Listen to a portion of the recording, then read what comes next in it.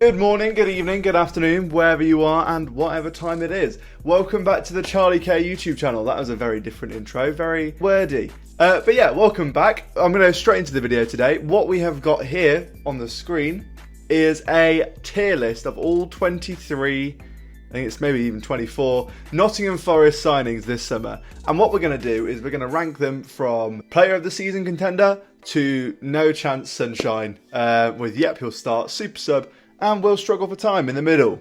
What we're going to do is going to discuss each of them in a little bit of detail and try and predict what I think they're going to do this season. But before we start, if you haven't already, please hit that like button and subscribe. It'd mean the absolute world to me. And yeah, let's get into it. So first of all, guys, we have Loic Bade, or Bade, I don't even know how you pronounce it. And this guy has been signed on loan from Rennes. And this is a bit of a weird one. But yeah, Loic Bade. So in terms of reputation, we're probably looking at a super sub. Maybe he'll start.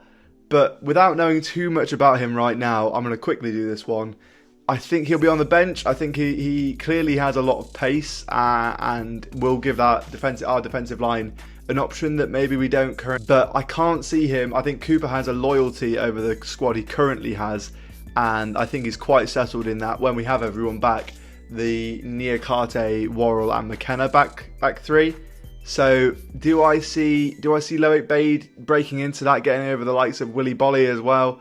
Probably not, but I do see him being in the squad, and I think when he comes on, he'll make an impact. And yeah, for that reason, probably a super sub. Now, the next one is Brandon Aguilera, who, yeah, he's on loan, isn't he? So that's a very, very easy one. There is no chance, Sunshine, that you'll be playing this season. Now we've got Willy Bolly, which is a bit of a controversial one. Obviously, he refused to travel with Wolves to their last game that he was at the club for, really trying to force his move to Forest. And I don't know if it will have been that worth it, to be honest. I think he's clearly the Premier League experience that we were hoping for, but is he the quality that we were hoping for at the same time? There's a reason he doesn't start for Wolves all too often, and I don't think he's the answer to all of our problems, to be honest. I think he'll just fit in the same role as McKenna and Worrell, in the sense that he's a bit of a slow physical brute, and I'm not sure he's the solution in terms of when we're playing Man Cities and Liverpools and those teams with real pace up front. So for that reason, I think he might struggle for time. I think he'll be on the bench a few times, and then will he start? If you pardon the pun, will he start? No is the answer, unfortunately. Don't even think he'll be on the bench. I think eventually he will struggle for time, unfortunately, for Willy. Next one is Josh Bowler, and this is again another really quick one. A bit of a weird one for me, because I've been really wanting Forest to sign Josh Bowler ever since he sort of had that big breakout in the Championship, and I'm a bit gutted that we've loaned him, to be honest. I'm really gutted. I think he'd have been a fantastic super sub in the Premier League. I think his pace, his desire to be on the ball and to move with the ball is something that probably when we lost Spence, we lost a little bit of that. And I don't think, other than maybe Jono and Morgan Gibbs-White, we have ball carriers anymore. I think there's a lot of good passes, and in the midfield, the likes of Mangala and O'Brien and Freuer and Yates, they're battlers, and we have a team of battlers, and we don't have many on the ball wizards, shall we call them. And Bowler for me would have been a fantastic super sub, but obviously we've loaned him out to Olympiacos, so that's an easy one, and there's no chance, Sunshine, that you'll be playing this season. So next we have COYR, who, after his goal against Bournemouth, I took back a comment I made about 10 minutes earlier and said, this guy is absolutely not the kind of player that we want, and I probably still back that. I think other than the goal, I'm not sure he adds anything more than an O'Brien or a Freuer or even a Yates, to be honest. He's a battler, and he's got a lot of heart. No one can question the amount of effort he was putting in against Bournemouth, but I just don't think the quality's there. I think maybe he's older than most players, and I think maybe that's a reason that he's not quite as mobile and not quite as fast as we probably need. Realistically, we're going to be on the back foot a lot this season, and I'm not sure that the lack of mobility that comes with a player like COYR at his age is what we need. I think his experience will be good in the dressing room.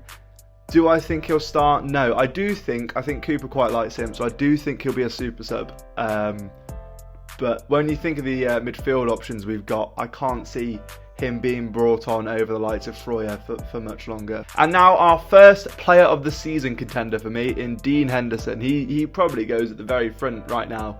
He has been immense so far. At my time going to watch Forest, I think the players that we've had in goal, in terms of the best, we're looking at Lee Camp, Darlow, De Vries and Samba.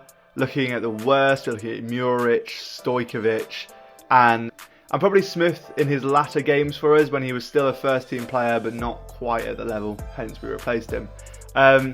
So yeah, to have someone like Dean Henderson in goal is just a breath of fresh air, isn't it? I think he's the assurance and the calm head that we possibly didn't have with Samba, but still having all those great qualities that Samba had, and in most places actually better than Samba was.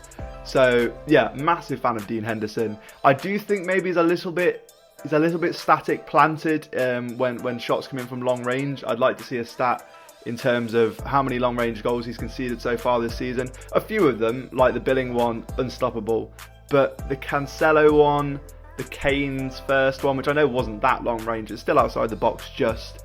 He gets beaten when players are outside the box. So there's a slight area of improvement I would say for Dean Henderson, but right now I can't really fault him too much. Player of the season contender, absolutely. Now we're going to move on to Emmanuel Dennis, and this one is a frustrating one because we know how good Dennis can be. He is phenomenal, and we saw that at Watford. His pace, his actual finishing ability is fantastic, but he's not getting the chances right now. He's not starting. Do I think he'll start over Awoniyi or Awoniyi? I don't know how to pronounce Awoniyi, isn't it?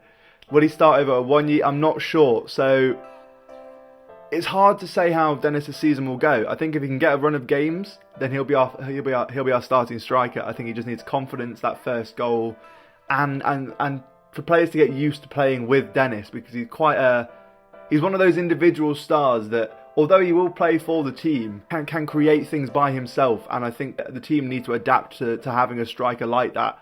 So for now, I'm going to put him as a super sub, but I would love him to start. I really would. Now, Gillian Biancone, very, very, very good in pre-season. I think a lot of people were hyping him up massively, probably our best signing in pre-season in terms of how he performed. And then as soon as the season started, he had a little bit of game time against Everton or City, I can't remember who. Other than that, hasn't made too much of an impact, and it's a shame because he is clearly able to.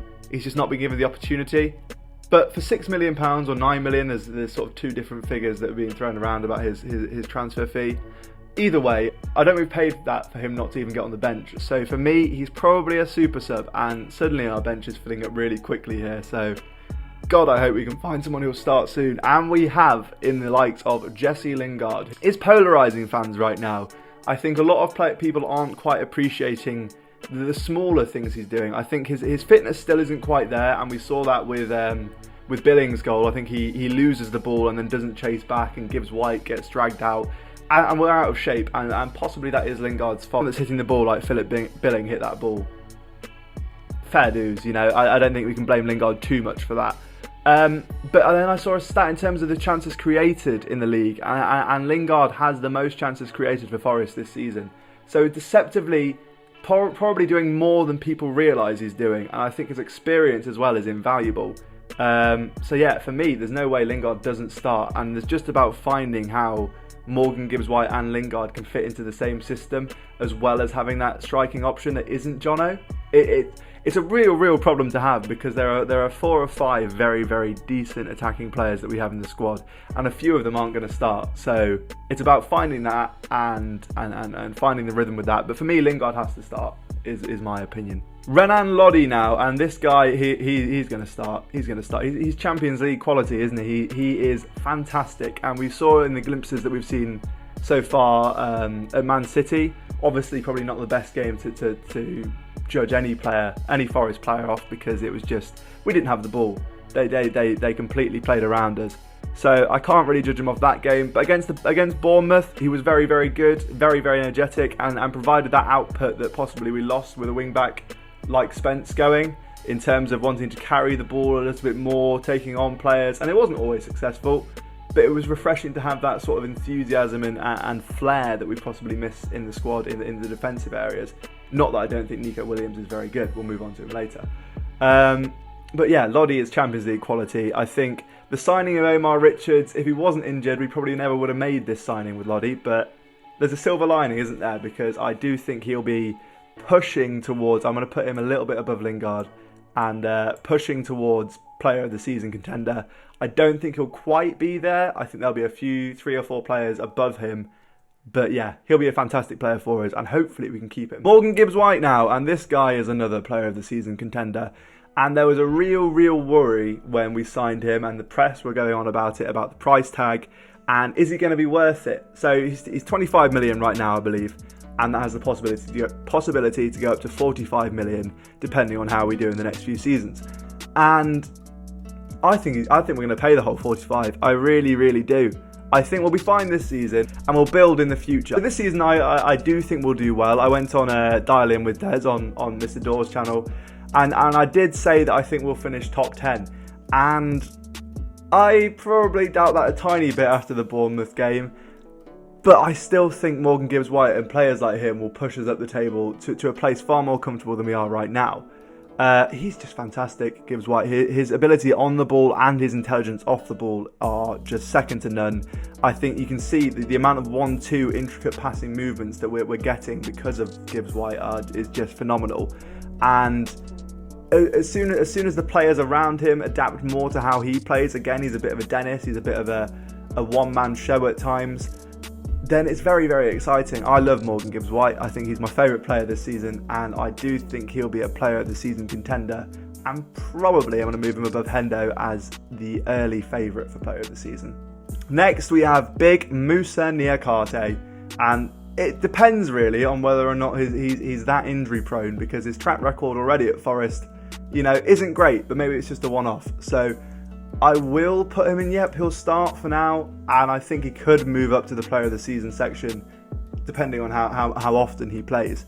But he is a fantastic player. He adds a different dimension to our back line, which if we're going to persist with Worrell and McKenna, we do need is that a bit more of a pace, bit more of a comfortable nature on the ball, and yeah, it is pivotal to our success. If Niakhaté is out for too long, then January we need to sign another player, because another player in the same sort of vein as Niakhaté. Maybe Bade is the answer to that.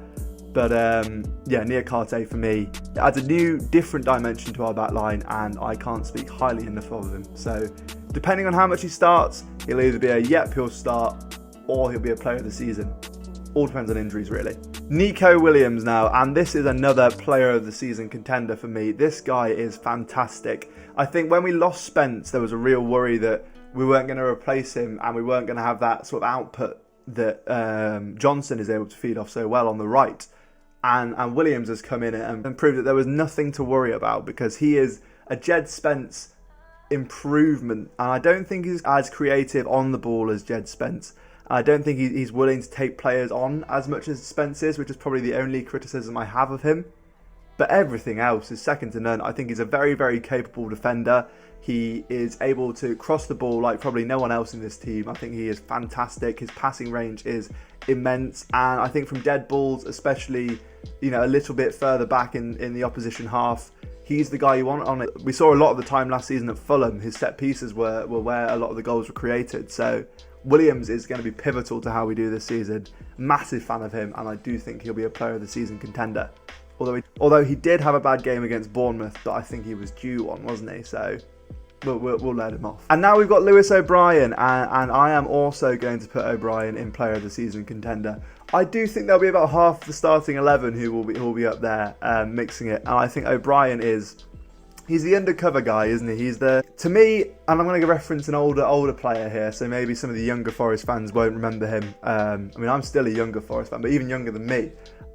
In Paul McKenna, I think McKenna was a battler and sort of possibly not quite appreciated as much as he should have been, and I feel like Lewis O'Brien is the same thing. He pulls the strings, but behind the scenes he allows players to go and attack the ball, because he's definitely going to be covering them constantly. He allows players to go and drive up the field, because he's going to be there. He'll drive up the field himself if he can. He is a fantastic player with an incredible amount of footballing intelligence, and you can see that very early on in his Forest career. So for me, player of the season contender for sure, I just hope he gets the game time. I think our centre midfield area in the likes of Freuler, O'Brien, Mangala, Yates, Kouyaté, it's packed. It is absolutely packed. So I hope that Cooper can see what we all see.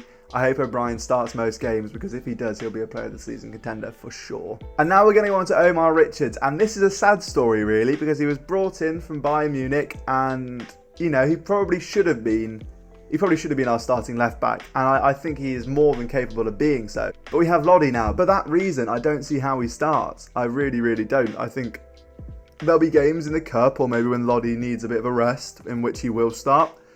But for the most part, he's probably a defensive option to bring off of the bench. I know he can play either flank and occasionally on the wings.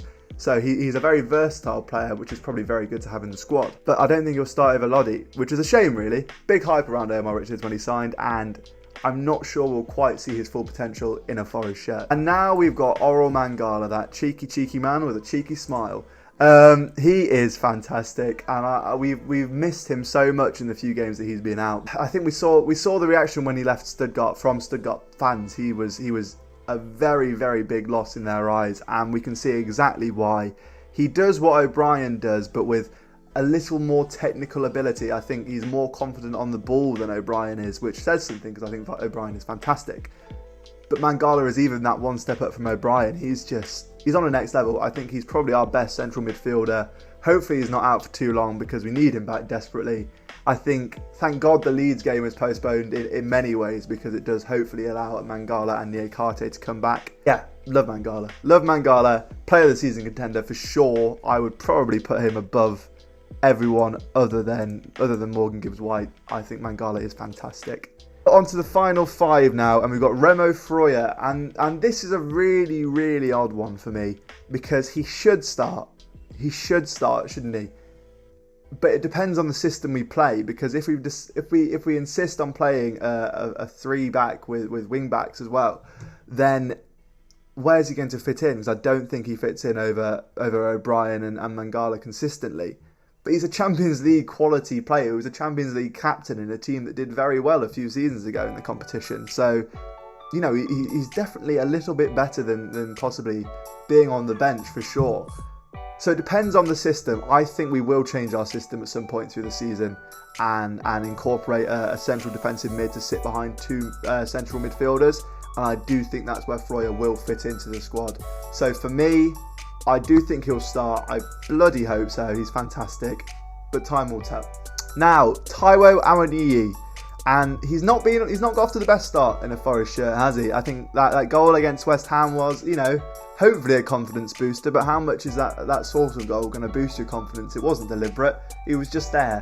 The miss against Bournemouth will probably have clouded a lot of Forest fans' opinions on him. I think they're probably slightly worried about his finishing ability. But we're just not playing to his strengths. I think there was a compilation going around after the Bournemouth game about how Awoniyi scored his goals last season, and it was all running. It was through balls and having the ball passed to him and not behind him, if that makes sense. Passed in front of him and not behind him.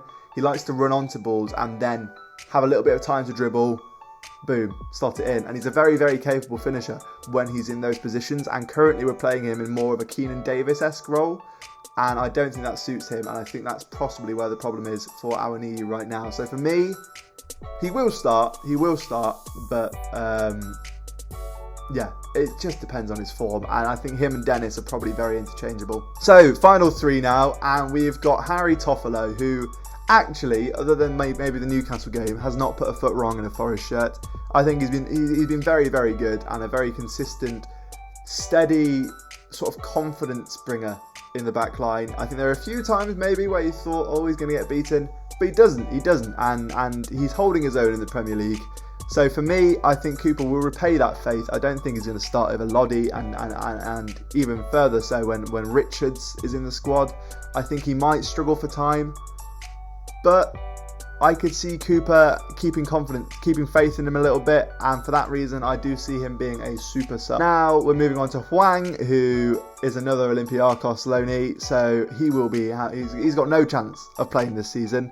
He is very, very highly rated in France, so hopefully next season, whatever division we're in, and we should be in the Premier League, he gets a few games in pre-season to try and make his mark on the squad, and then hopefully kick on from there. And then finally, Wayne Hennessy. This one's very, very easy, isn't it? I should have left one more intriguing to the end, but here we are. Wayne Hennessy, super sub.